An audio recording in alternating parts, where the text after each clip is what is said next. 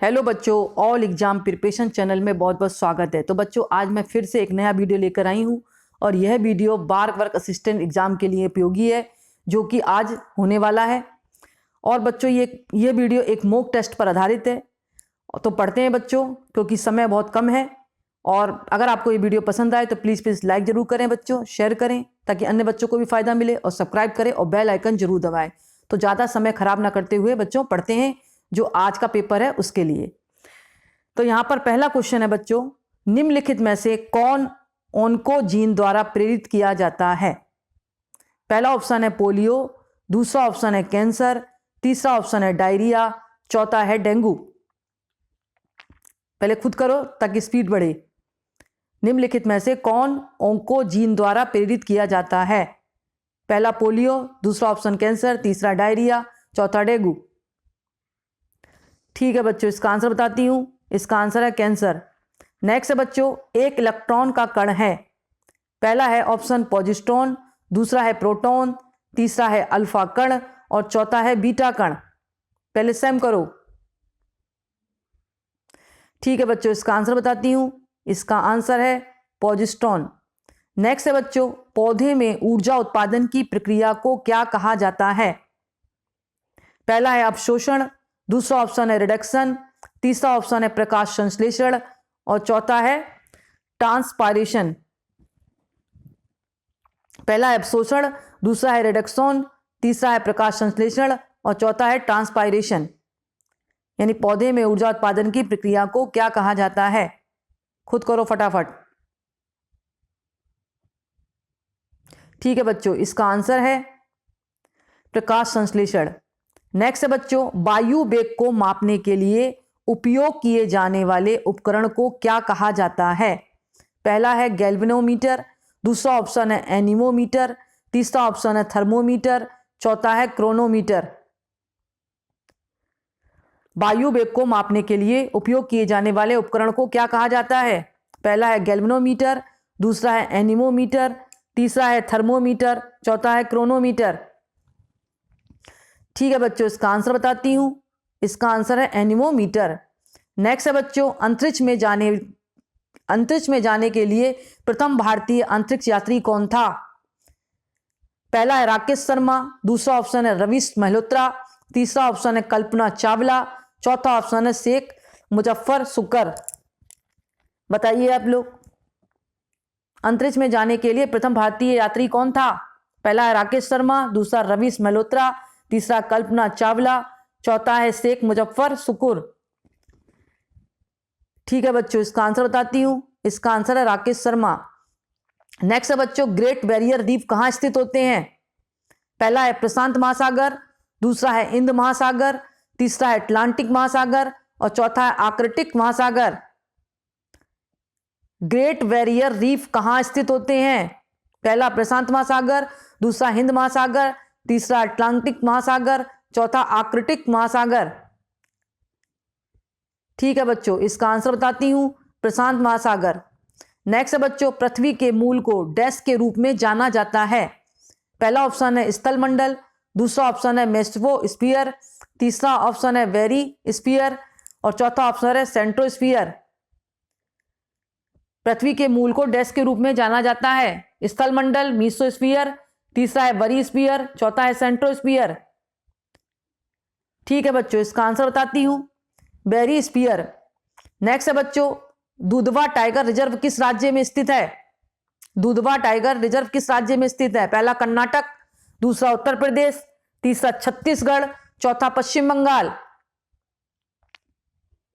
ठीक है बच्चों, इसका आंसर बताती हूं, उत्तर प्रदेश। नेक्स्ट है बच्चों, दक्षिण भारत की सबसे ऊंची चोटी कौन सी है? अनाईमुडी, दूसरा है डोडट बेटा, तीसरा है मीसा पुली माला, चौथा ऊटी। दक्षिण भारत की सबसे ऊंची चोटी कौन सी है? अनाईमुडी, दूसरा डोडा बेटा, तीसरा मीसा पुली माला, चौथा ऊटी। ठीक है बच्चों, इसका आंसर बताती हूं। इसका आंसर है अनाईमुडी।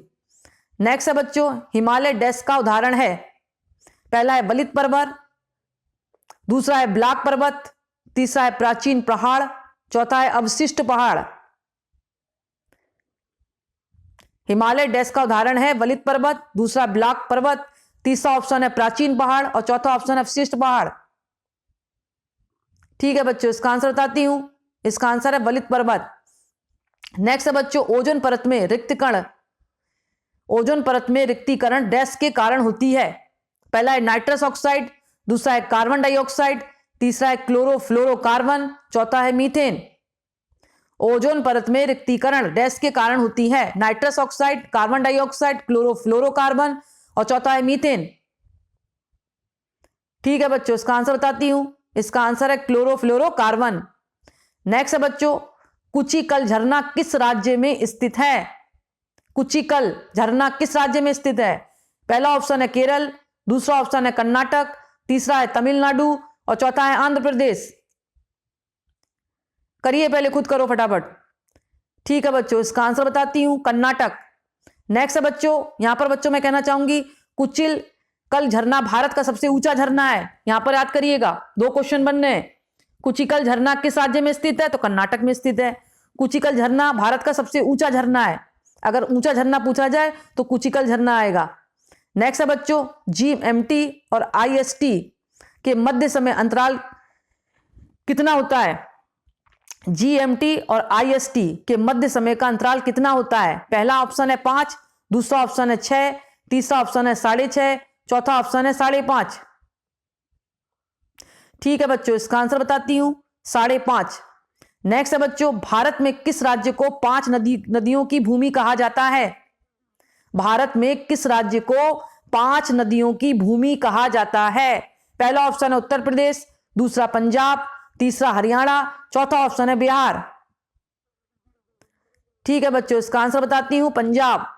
नेक्स्ट है बच्चों, यहां पर बच्चों मैं एक बात कहना चाहूंगी, पंजाब की 5 नदियां सतलज, ब्यास, रावी, चिनाब और झेलम है। ये याद रखिएगा, क्योंकि क्वेश्चन क्या कह रहा है, भारत में किस राज्य को 5 नदियों की भूमि कहा जाता है? तो मैंने कहा पंजाब को। तो वो नदियां कौन सी हैं? सतलज है, ब्यास है, रावी है, चिनाब है और झेलम है, रट लेना ही। नेक्स्ट है बच्चों, कौन सी चट्टानों को प्राथमिक चट्टान कहा जाता है? पहला है अवसादी चट्टाने, दूसरा रूपांतरित चट्टाने, तीसरा अग्निमय चट्टाने, चौथा उपरोक्त में से कोई नहीं।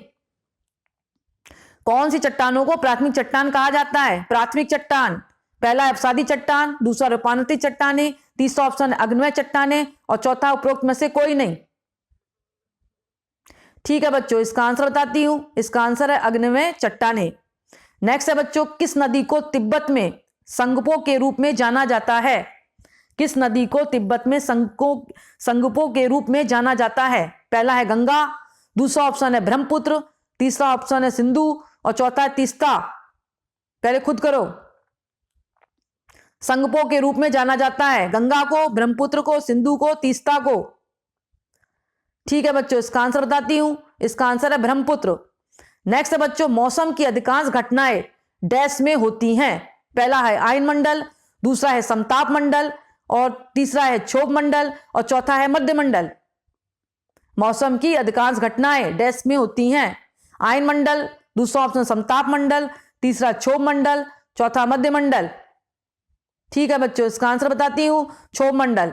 नेक्स्ट है बच्चों, अंडमान द्वीप समूह में अंडमान द्वीप समूह और निकोबार द्वीप समूह एक दूसरे से किसके द्वारा अलग हैं?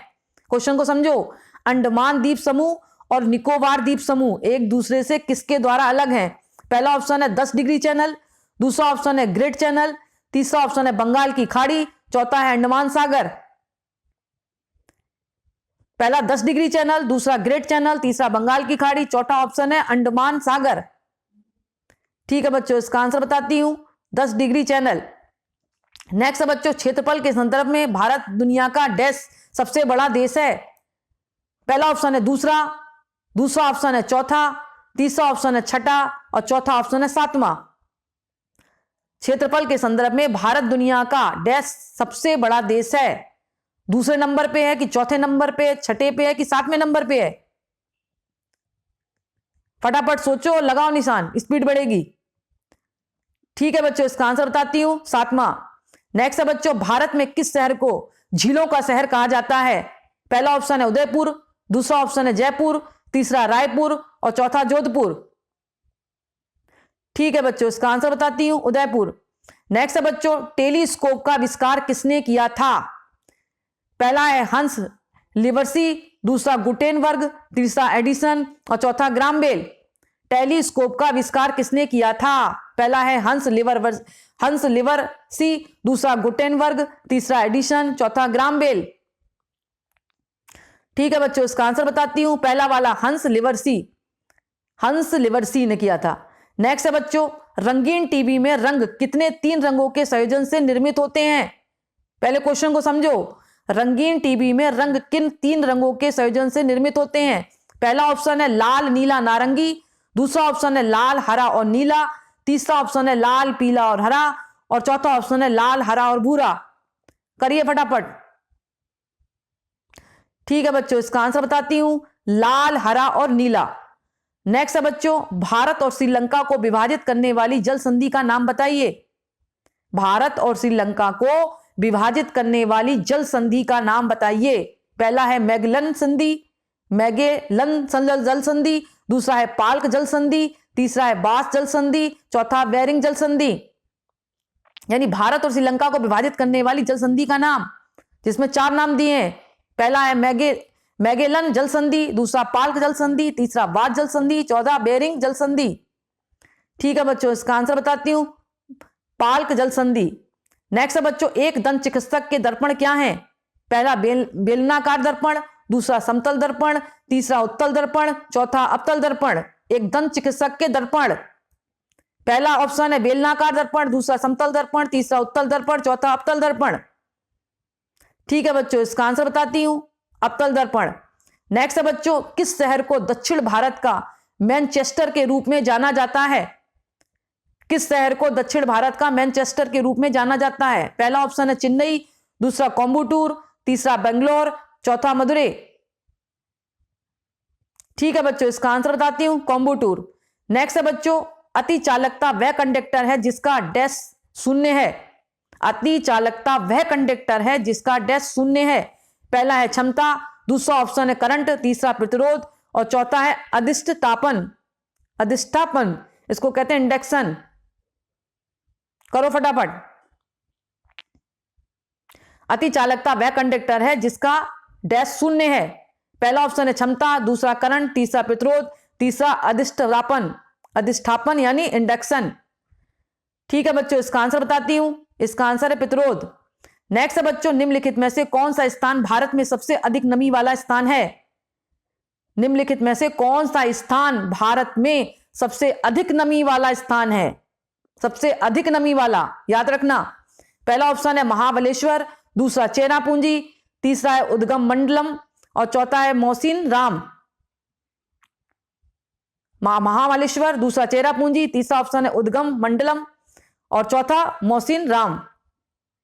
ठीक है बच्चों, इसका आंसर बताती हूं, मोहसिन राम।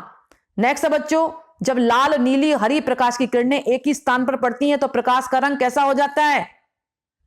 पहला ऑप्शन है बैंगनी, दूसरा लाल, तीसरा पीला, चौथा सफेद।